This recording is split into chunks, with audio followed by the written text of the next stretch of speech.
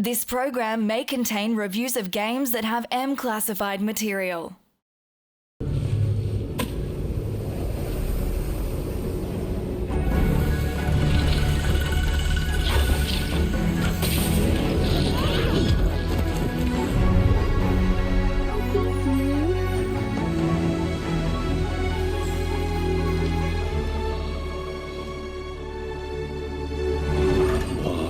You come. I sense suffering here, Spirit. Do you need help? Developed by Ember Lab, Kena Bridge of Spirits is a semi-open world adventure game that I've been looking forward to playing since first setting my eyes upon its E3 trailer last year. Our main character, Kena, is a spirit guide, a pretty self-explanatory title. Her job is to guide spirits kept from moving on by their own grief or rage and help them to achieve peace. And peace is something in very short supply when Kena arrives to a land ravaged by a toxic corruption that blankets forests, mountains and rivers, spawning monstrous creatures, and seemingly all caused by one particularly cranky spirit. So it falls to Kena to figure out what happened through the memories of the spirits trapped here and help them move on in the process. And how do we do that, I hear you ask? By hitting things with a stick and a bow, and occasionally by throwing the cutest little fuzzballs to ever grace our screens, the Rot. I know, not the prettiest name, but the Rot are a crucial part to Kena's gameplay. These little guys eat away at the corruption and help you to purify the land. As you wander around, you'll find them hiding all over the place. And the more you collect, the more Rot actions you can use in a fight. These are unlocked by gaining courage, little balls of golden light that drop from fallen enemies, that encourage the scared Rot to come out and help you. Target the enemy giving you the most grief, and they can act as a useful distraction, keeping larger foes busy while you take care of smaller pests, or giving you an opening to target a weak spot.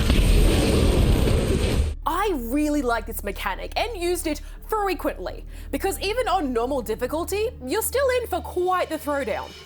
When she's not hurling tiny creatures at the problem, Kena has your standard light and heavy attacks, as well as a dodge and an energy shield she can use to absorb damage or parry enemy attacks.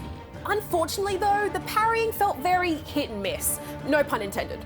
And on the off chance I did manage to time it correctly, it felt more like a fluke than actual skill, not something I was keen to take a risk on when my neck was on the line. Let's just say the dodge button was getting quite the workout. I also found the arena-style spaces you fight in were often too small, and that even with the lock-on feature, I was still wildly spinning around, trying to keep enemies in my line of sight. Which wasn't so bad when a fight was one-on-one, but with multiple enemies spawning in at a time, things quickly devolved into button-mashing territory. There were some great elements of the combat that I really liked though. Like being able to slow down time while shooting an arrow, phasing through invisible enemies to make them vulnerable, or the epic slow motion that kicks in when you deal that final blow. On the whole though, I didn't find any of the major battles particularly memorable, outside of how frustrated they made me. Thankfully, the reward for pushing through feels worthwhile, as you're treated to some absolutely stunning cutscenes that look like they're right out of an animated film. No surprise, given Ember Lab's history as an animation company. Let's keep going. In-game, Kena's environments are just as gorgeous, with many an opportunity for those scenic slow pans. There's so much to explore, and as you progress through the story, you'll find yourself unlocking more ways to get around, like zipping between flower anchors and using gravity bombs to create pathways and open hidden areas. In each location, you have a list of extra items you can choose to hunt for, like hats for your Rot friends, oh look at this rootin' tootin' little cowboy, or spirit mail, which unlocks a house in the main town that you can clear, freeing the trapped spirits within. Completing these, as well as smaller tasks like moving fallen statues into their proper place, grants you karma, which you can use to upgrade your weapons and attacks. Outside of how they benefit you as the player though, I really liked how these extra layers expanded the scope of this world and made it feel lived in before the calamity. I have mixed feelings about Kena Bridge of Spirits as a game. Those gorgeous cutscenes almost work against it in a way, because after seeing those, I kind of wish this was a movie instead. Towards the end, I really started to feel like fights were an obligation, something to be pushed through just to get it over and done with, which isn't fun. On the other hand, I really enjoyed the story, the characters and the visuals, exploring this beautiful world and all its hidden secrets.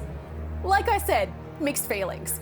I'm giving Kena Bridge of Spirits 3.5 out of 5 rubber chickens.